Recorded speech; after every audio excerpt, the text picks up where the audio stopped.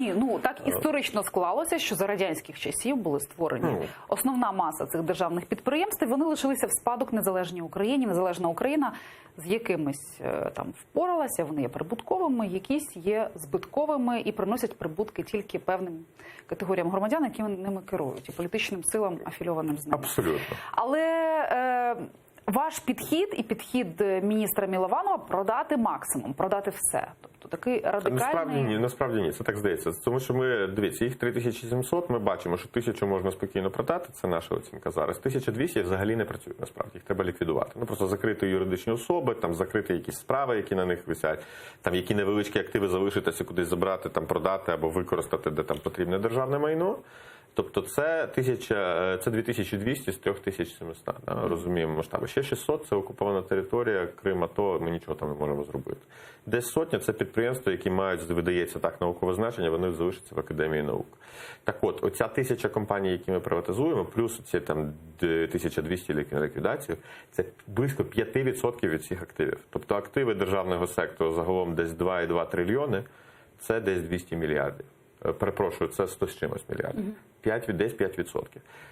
Оця приватизація та ліквідація, в першу чергу приватизація, підвищує дохідність всього цього портфелю державних підприємств, всіх цих активів, на чверть.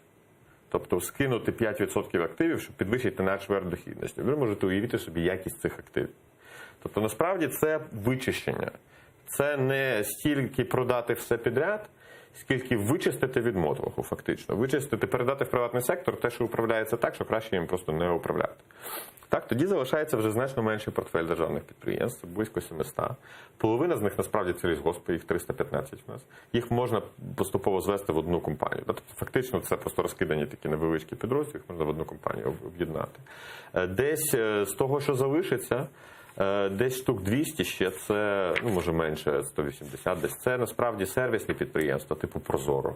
Тобто, яке фактично насправді є державними агенціями просто у формі ДП. Або певні культурні спортивні установи, цирки, театри, то, що знову ж таки в формі ДП зроблені, але фактично це не підприємство в такому повному сенсі. Хоча там можна зробити концесію, привести якогось інвестора, в принципі, з ними можна працювати.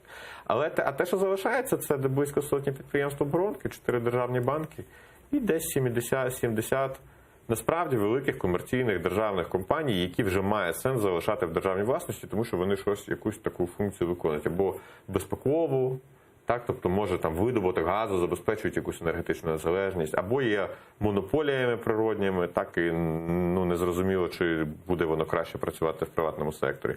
Або вони виконують якусь функцію, яку просто не виконає приватний, аерорух, наприклад, який-небудь, або там Держгідрографія, або там якісь підприємства, які ставить маяки. Так? Тобто ними можна управляти комерційно. Вони можуть бути комерційно-прибутковими цілком, але вони виконують функцію, яку приватний сектор робити не буде, або треба повністю по-іншому думати про політику в цьому секторі.